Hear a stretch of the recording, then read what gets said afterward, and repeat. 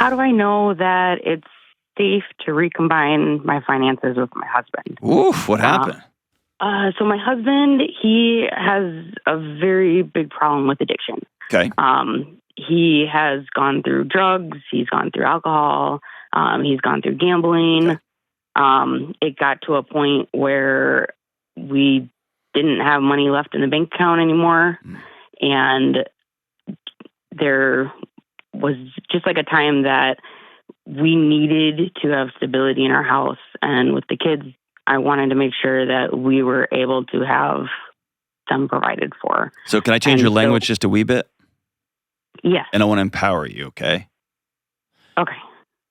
There was a moment a decade ago when you had to take a stand for your safety and your kids' safety, and you said enough.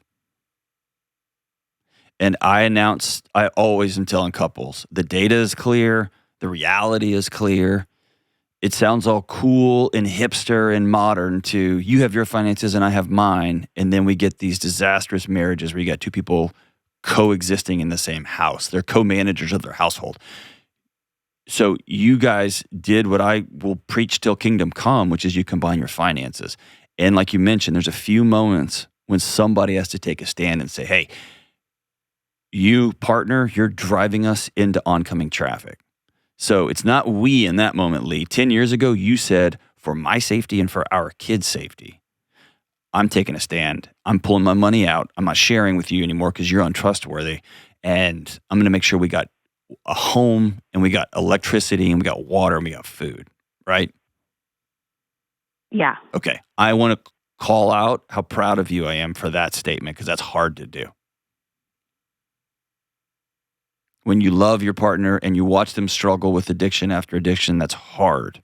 And you want to be supportive, but there comes a moment when you say, okay, for me and my kids, we got to eat. So I'm proud of you for that. So paint me a picture of the last 10 years and why are you stumbling back into, I think it might be time to rejoin finances? Well, since then, I mean, we've done a lot of healing. Okay. We did therapy and Is he changed sober? his ways. He is, yes. How long? It's been about 2 years now. Okay. Sober from, what was his last vice that he is working through?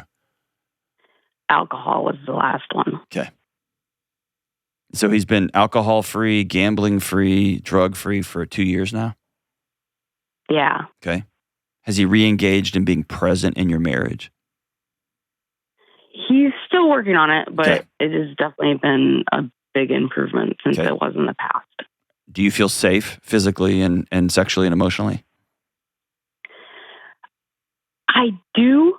It's more of like, I don't know if I can convince myself of it too, though. Well, if you have to convince yourself of basic safety, then that often means you're overriding your body's innate safety signals. You took a big gulp of air when I asked if you're safe physically, sexually, and emotionally. Tell me about that pause. I think it just, like, I struggle with kind of my mind reminding myself of what it was in the past. Okay. And so it's like the last 2 years have been, I mean, outstandingly better. Okay. But it's like, I still struggle to know that, you know? Or I said to my therapist recently, I want to feel in my chest what I know to be true in my head. Does that sound right? Yeah. Okay. Yeah, exactly. Like you're seeing this changed behavior. You're seeing minute by minute, day after day, a changed man. And yet your body's still saying, hey, remember when, right? Yeah. Okay. Yeah. So in your everybody's completely healed picture, the fantasy picture, I'll call it. What does recombining finances get the both of you? What does that bring to your home? I think unity. Okay. Do you feel disjointed still? Yeah. It's kind of like ups and downs, especially with not having them combined. like we decided back then that, his money was his money and my money was my money. And I mean, we would kind of work together as to splitting the bills and everything, but it's been a struggle with, I guess, watching him blow money, if that makes sense. Yeah.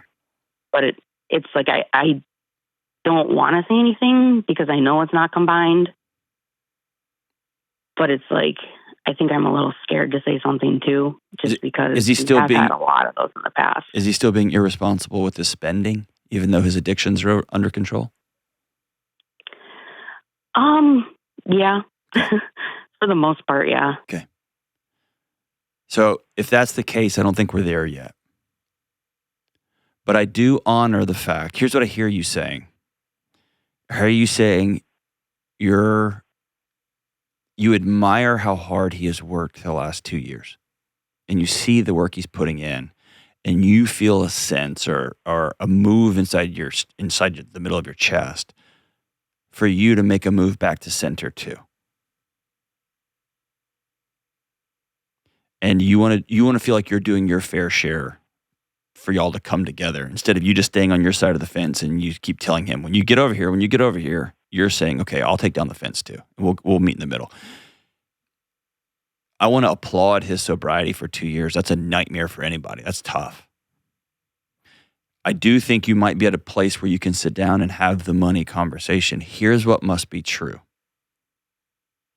You got to be on a budget for 6 months, or the impulse spending, or the boxes showing up in the front of the house, or the new whatever guitars or guns or whatever he's into. Like, I want to see that you are invested, not in quote unquote managing your money, but you're invested in this household working together moving forward. And then you be very specific about what you would need to see for you to be able to exhale and override your body's GPS alarm systems and put your money back in the same account. Because it could be that y'all dump all your money back in the same checking account and you have a big kumbaya moment and it's beautiful, and you just handed a match to somebody holding a can of gasoline. Or it could be the olive branch.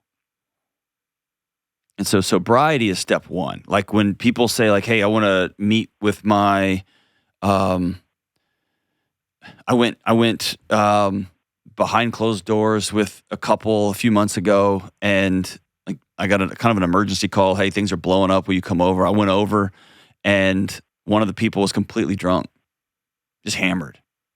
And so I said, hey, there can be no healing in this house until that's gone, until that's dealt with, period. And so I think what's hard for you is you've got 10 years of kind of doing life on your own with this other person in your house who you love and care about. And now you've gone 2 and you want it to just quote unquote go back to the way it was. I don't think we're there yet. I think 2 years just said, okay, now we're at the starting line. Almost like you're redating again. Okay, now you're clear-eyed.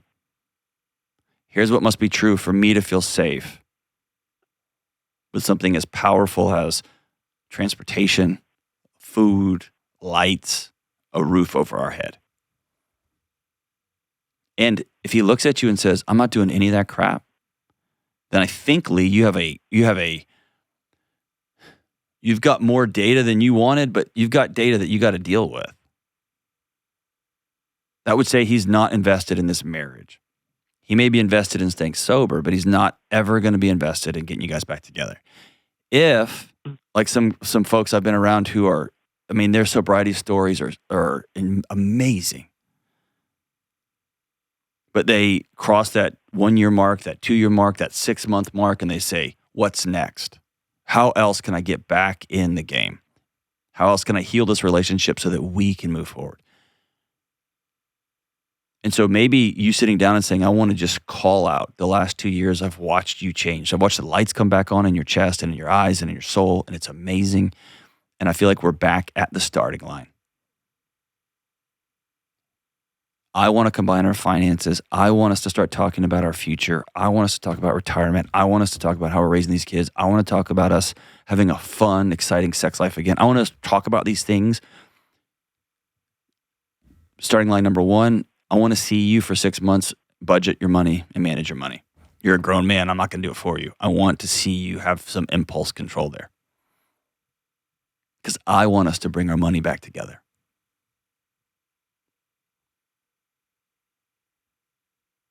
And yes, that might blow up. But if that blows up, then you know it's not what you think it is right now. Or it's not what you're hoping and grabbing so tightly around. Like you're holding this thing so tight, you may realize it never was all the way back.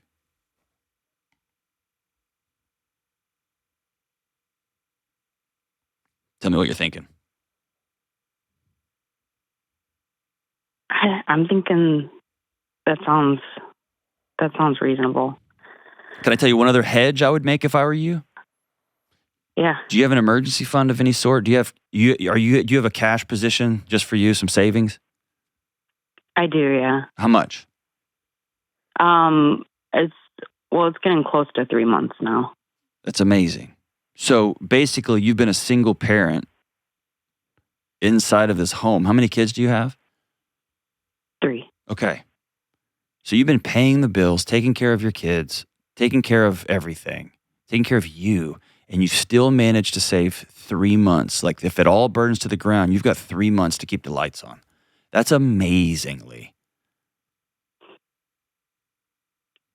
And so you do have some margin that when 2 months, 3 months, 6 months, you're a grown up, you get to decide what your body's going to need to feel safe. But if he doesn't speak it, behavior is a language. If he acts it, if he puts into action a commitment that he wants to be all in with you, then you've got some rope here that in case he burns if he takes that money y'all put in the same account again, y'all go down and have a ceremony, you open a new checking account in a new place, you close your private accounts, you put it in there, but you're keeping that savings account. And you tell him, I'm keeping an emergency fund because we are tiptoeing our way into this trust. And if he loves you and he's all in and he's truly on the path to sobriety, he'll say, whatever it takes for you to feel safe.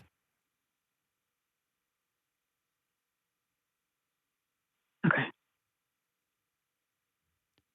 My gut tells me that your silence is speaking volumes, and I don't know if it's just a lot to digest or if you're scared about this conversation or if you know underneath all of this, he's not going to do any of this stuff. And you got to deal with that. Oh, I don't know. It's Okay. like, I feel like he might. It's like we've tried so hard to just not talk about money because it has been like such a big stretcher point. Yes. But also something you can't put off forever. Yeah. And so can I give you 2 or 3 pointers for how to engage in this conversation? Yes, please. Okay. Set a date for it. Get out of your house. And maybe write down 2, 3, 5, 7 things that you have felt in your spirit, in your chest, that you have seen with your own eyes over the last 2 years of ways he has just turned the lights back on. And that might be as small as, I just see every time you walk by the sink and there's dishes in it, you just clean the dishes and put them in the dishwasher. Thank you. I see that. There's not just little tiny hairs all over the sink when you shave. I see you. I believe you that you say you haven't had a drink in 2 years and you've got the 2-year chip. I'm so proud of you. I want you to put some immediate relational deposits in the bank when you sit down. The good stuff starts with you. You. The challenge then, when you shift gears to, I want to begin coming back together. And I still don't feel safe about our money. And so do you see what I'm doing? Like you are saying, the positives are saying you, the negatives you're saying I. I feel unsafe. I see the work you're doing. I want to begin to practice putting our money back together. Here's what that would look like. You being on a budget for 2 to 6 months, whatever. And by the way, I'm going to help you out. So this show is hosted by the Ramsey Network. I also co-host the Ramsey Show. I'm going to give you our flagship product. It's the best budgeting app on the planet. It's called Every Dollar. I'm going to give you the premium version for a year. Okay? Okay. In fact, you know what? I'm going to send you two. I'm going to send you two of those. Let him use one by himself for 3 months, for 6 months. Okay. And he can make you a participant in that. So you don't do anything in his account, but you get to see he's living with a budget. You all commit to a weekly budget conversation. How are we doing? You commit to a monthly reconciliation of how money goes. And this is you telling him, I want to feel safe, so here's what I need, here's what I want to feel safe in this house when it comes to how we spend money.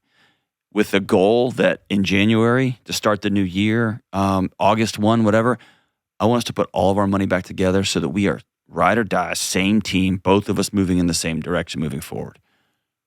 And for 6 months after that, I'm going to keep an emergency fund over here on the side because it was 10 years of pain. And it was painful before those 10 years. And it's been dicey the last 2. So I'm being smart for me and the kids, but I'm working to come back to you, and I want you to work equally hard to come back to me. And I think that's a fair, honest, and I'll say rational, but a way that communication will work, and it'll be your best attempt to make him feel safe and seen, and at the same time, put some hard things on the table by using the word I. Here's what I want. Here's what I want so that I can feel safe in this house. I want to acknowledge you, and I want to feel safe. Are you in? And by the way, as the great Dr. Irwin Yalom says, everything is data. If he looks at you and says, this is stupid, I'm not doing any of this crap, or he says, sure, I'm all in, and then 1 month later, he's like, I'm not meeting you, my budget is my money, then you've got some big answers to some big questions, and y'all are going to have that conversation. Or, you can choose your other hard, which is, we're just going to keep living like this. But I hear in your voice, you're tired of just being roommates, and you're ready to be married again. I applaud you, sister. The next path is choose your hard. Choose the one that might get you to where you both want to be.